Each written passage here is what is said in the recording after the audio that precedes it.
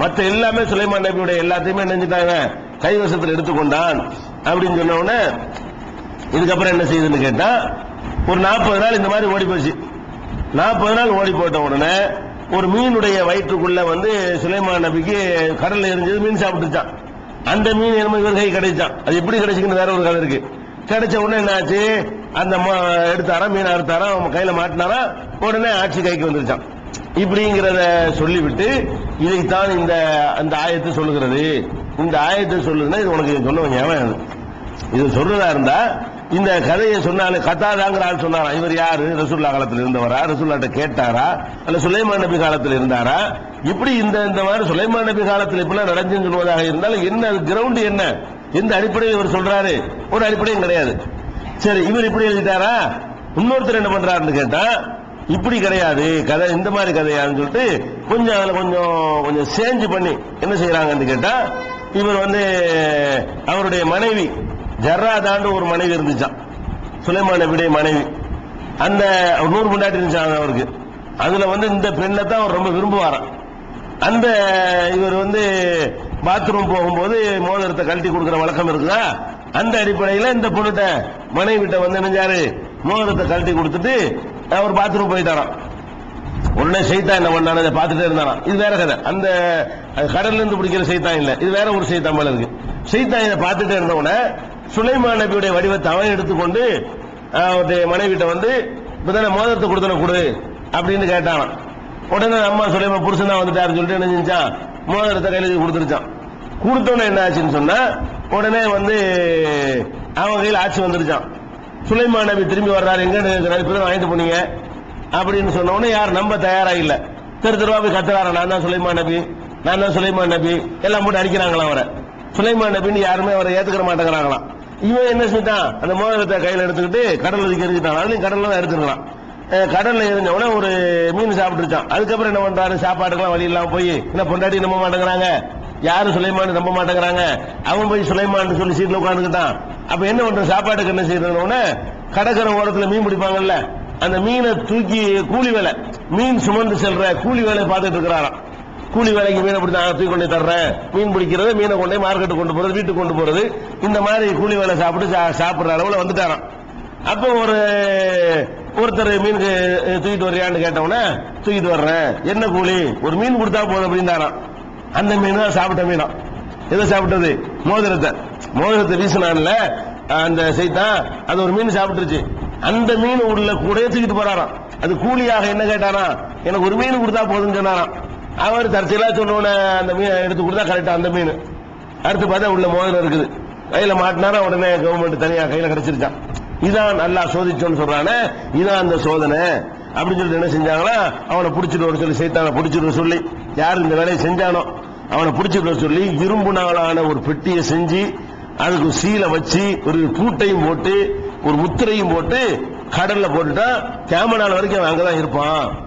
கேமநாள் வரைக்கும் என்ன செய்வான், அந்த கடலுக்குள்ள ஒரு பெட்டியில் அடைக்கப்பட்டு அந்த சைத்தான் கிடக்கிறான்னு சொல்லி அந்த தேவுகள் அடக்கினார் மொய்தீன் அப்துல் காதர் ஜிலானி மைங்கள். அந்த மாதிரி இவர் மேல நினைஞ்சிருக்குது, சைத்தானை கொண்டு ஒரு பெட்டிக்குள்ள அடைச்சி அது பாக்ஸுக்குள்ள போட்டு வச்சிருக்கு. சைத்தான்ங்கிறவன் இதுக்கெல்லாம் ஒரு சாதாரணமா விளக்கு, சைத்தான் இப்படியாலா கயிறுல கட்டுறவனா, அப்படிலாம் கட்டுறவன் வந்து அவன் நம்ம சைத்தானை பிடிச்சி கட்டி போட்டு போயிடலாமே.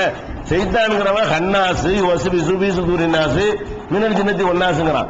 அவன் நமக்கு தெரியாம மறைஞ்சிருந்து உள்ளத்துக்குள்ளே கெட்ட எண்ணத்தை உண்டாக்குறவன், நமக்குள்ள வந்து பூண்டுக்கிறான், நம்மளை இயக்குறான் அவன். அப்படிப்பட்டவனை கொண்டு இரும்பு போட்டுல போட்டு உடம்ப பாடியா வச்சிருக்க, இரும்பு போட்டுல போட்டுறதுக்கு, சங்கிலி கட்டுறதுக்கு அப்படி வந்து கிடையாது.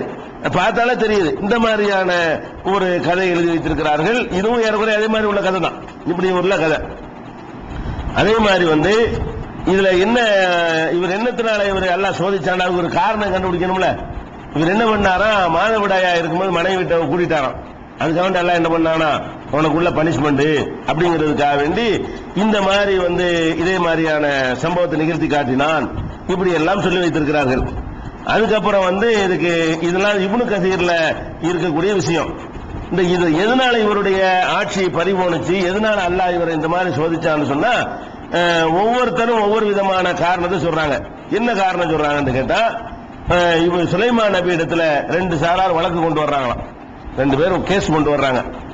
ஒரு ஆள் வந்து இவருடைய விருப்பமான மனைவி இருக்கிறாங்கல்ல, அவங்களுடைய வகைரா அவங்களுடைய வகைராவுல உள்ளவங்க ஒரு வாதி, ஒரு ஆள் பெருந்தவாதியா இருப்பாரு, அவரு சாதாரண ஆளு. அப்ப சுலைமான் நபி என்ன பண்ணாங்கன்னு கேட்டா, நம்ம மனைவிக்கு சொந்தக்காரங்களா இருக்கிறாங்க, அவங்களுக்கு சார்பா நம்ம தீர்ப்பளிச்சிருவோம் அப்படின்னு சொல்லி சுலைமான் நபி நியாய அநியாயத்தை பார்க்காம மனசுல அவர் நினைச்சாரா, நம்ம பொண்டாட்டியுடைய குடும்பத்தாருக்கு சாதகமா நம்ம தீர்ப்பளிச்சிருவோம் அப்படின்னு அவர் நினைச்சாராம். நினைச்சிட்டு அவர் மாத்திட்டான், கரெக்டா தீர்ப்பளிச்சாராம். மனசுல நினைச்சிட்டாராம், ஆனா அப்புறமேல அல்லாவுக்கு பயந்து நினைச்சாரு, கரெக்டா தீர்ப்பளிச்சாராம்.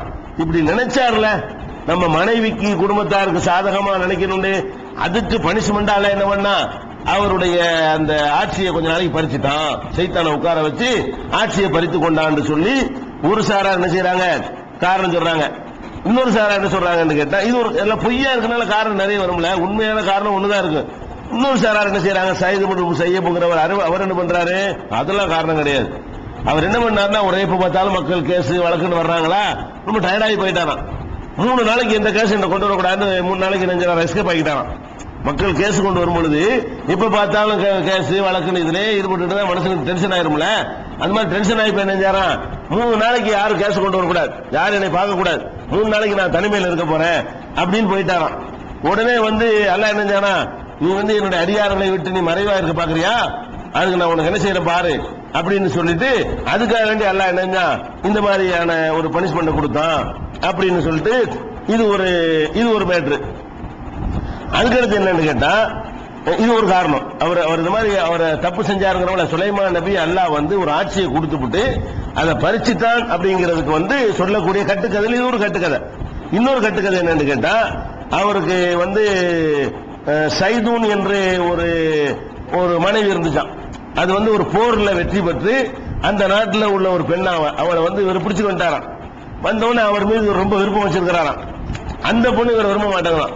என்னமோ பண்ணி பாக்குறாரா, அது ஒண்ணுமே நடக்கலையா, மோதிரம் தான் கையில வச்சுக்கிறாரு, பண்ணி பார்க்க வேண்டியதானே, என்னமோ பண்ணி பாக்குறாரா, அந்த பொம்பளை ஒண்ணுமே சரி பண்ண முடியலையா. அதுக்கப்புறம் என்ன பண்ணுச்சான், அந்த தகப்பனை நினைச்சா அழுவுதான். வெளிநாட்டுல அவர் கொல்லப்பட்டார் போல இருக்கு, என் தகப்பனுடைய சிலை மாதிரி ஒண்ணு செஞ்சு தந்தீங்கன்னா நான் அதை பார்த்து நான் ஆறுதல் அடைவேன் அப்படின்ன அந்த பெண்ணுடைய தகப்பனாருடைய சிலையை ஒரு செஞ்சு வந்து கொடுத்தாராம். அந்த சிலையை ஒரு தெய்வமா நினைச்சு அந்த பொம்பளை வழிபாட ஆரம்பிச்சிருச்சான். இவர் வீட்டுக்குள்ள இந்த மாதிரி வழிபாடு நடத்துவதற்கு ஏற்பட்டதுனால அல்லாஹ் கோப பார்வை போட்டு அவருடைய ஆட்சியை பறிச்சுக்கிட்டான். இப்படிங்கிற மாதிரி நிறைய வந்து இப்படி நிறைய அடிக்கிறாங்க. எல்லாமே பொய்யா, எதுவுமே ஏற்றுக்கொள்ளத்தக்கதாக இல்லை. முதல் விஷயம் என்ன நம்ம பார்க்கணும்னு கேட்டா, இந்த வசனத்துல சொல்லக்கூடிய மேற்று என்ன, சுலைமானை நாம சோதித்தோம் இருக்கு. சோதித்தோம்னா ஆட்சியை பறிக்கிறதா சோதனையா? சுலைமானை சோதித்தோம்னா அல்லாஹ் என்ன சோதிச்சோம்னு சொல்லவே இல்லை. அப்ப அவரை சோதிச்சோன்னு அல்லாஹ் சொல்லலன்னா என்ன நம்ம விளங்கிக்கிறனே, அவர் ஏதோ ஒன்று பண்ணிருக்கிறாரு, அல்லாஹ் அவருக்கு சோதிச்சு பார்த்திருக்கிறான், ஒரு கவலையை கொடுத்திருப்பான், ஏதாவது ஒன்று பண்ணிருப்பான், அப்படிங்கிற மாதிரி அவரை சோதிச்சோம் என்று சொல்லிட்டு முடிச்சுட்டு போயிடணும். இதுக்கு நம்ம கட்டுக்கதைகள்லாம் கொடுக்க தேவையில்லை. ஒவ்வொரு நபிமார்களும் எல்லாம் என்ன செய்யறான், சோதிச்சு பார்க்கறான். ஐயூப் நபியை கூட சோதிச்சாங்கிறான், என்னன்னு சொல்ல வச்சுக்கிறான், அவரை நம்ம கடுமையான முறையில் சோதிச்சோம், ரொம்ப கஷ்டப்பட்டார், வேதனைப்பட்டார், அவ்வளவுதான் அல்லாஹ் சொல்றானே தவிர என்ன மாதிரி சோதனை, இந்த வேதனை எப்படிப்பட்டது என்றெல்லாம் நமக்கு சொல்லவே இல்லை. நம்ம என்ன நம்பிக்கிறேன்னு, ஒரு மனிதனுக்கு தாங்க முடியாத அளவுக்கு அவருக்கு அல்லாஹ் வேதனையை கொடுத்தான் அப்படின்னு விளங்கிக்கிறேன். சுலைமான் நபி இதை தப்பு பண்ணியிருந்தாங்கன்னு சொன்னா அதை உணர்த்துவதற்காக அல்லாஹ் என்ன செஞ்சிருக்கிறான், அவரை சோதிச்சான் அப்படின்னு விட்டுட்டு போயிருந்தமே தவிர, இதுக்கு என்ன பண்றாங்க, அவர் ஆட்சி அல்லாஹ் பறிச்சுட்டான். ஆட்சி எப்படி பறிப்பான்? அப்ப அந்த ஆட்சியை கொண்டு ஒரு மோதிரத்துக்குள்ள வைக்கணும். அந்த ஆட்சி எதுல இருப்பதா கொண்டு வரணும், இந்த மோதிரம் கையில இருந்தா ஆட்சி கையில இருக்கும், மோதிரம் போனா ஆட்சி கையில இருக்காது. அப்படிங்கிற மாதிரி அந்த ஆட்சி அதிகாரம் எல்லாம் அல்லாஹ் கொடுத்தது கிடையாது, மோதிரத்துல தான் அவ்வளவு வழங்கி இருக்கிறது. மோதிரம் போயிடுச்சுன்னா ஆட்சி இல்ல, மோதிரம் வந்த ஆட்சின்னா அப்படித்தான் இருக்குது. இதெல்லாம் வந்து நம்ம இஸ்லாமிய அடிப்படைக்கு உகந்த ஒரு கட்டுக்கதையே இல்ல, அடிப்படையாக தகர்க்கக்கூடிய ஒரு கட்டுக்கதையா இருக்குது. இது பார்த்தோம், அதெல்லாம் இந்த மாதிரி வந்து சொல்லிவிட்டாங்க. அப்ப நம்ம ஃபர்ஸ்ட் விளங்க வேண்டிய என்னன்னு கேட்டா, அவரை வந்து சோதிச்சோம்ங்கிறது மட்டும்தான் நமக்கு இருக்கு குர்ஆன்ல. அதுல யாரு எந்த வியாக்கியானம் சொன்னாலும் தப்பு தான். சோதிச்சிருக்காங்க, என்னமோ சோதிச்சிருக்காங்க அவரை, அது சோதனை விளங்குற அளவுக்கு இருந்திருக்கிறது. அந்த சோதனைய அவர் விளங்குற அளவுக்கு இருந்திருக்கிறது. அடுத்து என்ன வருது, அவரை சோதிச்சோன்னு வந்துருதா, அவருடைய சிம்மாசனத்துல ஒரு உடலை போட்டோம், முண்டத்தை எறிந்தோம்னு போட்டிருப்பாங்க. சில தர்ஜுமாக்கள்ல பாத்தீங்கன்னா அவருடைய சிம்மாசனத்தின் மீது ஒரு முண்டத்தை எறிந்தோம் அப்படின்னு போட்டிருப்பாங்க சில தமிழாக்கத்துல. உடனே என்ன செய்யறாங்கன்னு கேட்டா, முண்டத்தை எறிஞ்சோம்னா என்ன அர்த்தம், சைத்தானத்துக்கு அந்த இடத்துல உட்கார வச்சுட்டோம்னு அர்த்தம் செய்யறாங்க. நான் கேட்கிறேன், உடல் ஜசது என்ற அந்த உடல் மனிதனுக்கு இருக்கிற உடல்னா கண்ணுக்கு தெரியணும். உடல்னா என்ன அர்த்தம், நம்ம கண்ணுக்கு எது தெரியுது அதான உடல்னு சொல்லுவோம். கண்ணுக்கு தெரியாத ஜீவன்கள் இருக்கின்றன. இஸ்லாமிய அடிப்படையில் கண்ணுக்கு தெரியாத சில விஷயங்கள் இருக்கின்றன. அதை போய் நம்ம உடல் சொல்ல மாட்டோம். மலக்குகளுடைய உடல் நம்ம சொல்லுவோமா? மலக்குன்னு ஒரு படைப்பு இருக்கிறாங்க, அவங்களுக்கு உடல் இருக்கு நம்ம சொல்லுவோமா? சொல்ல மாட்டேங்க. நம்ம கண் பார்வைக்கு இருக்கு.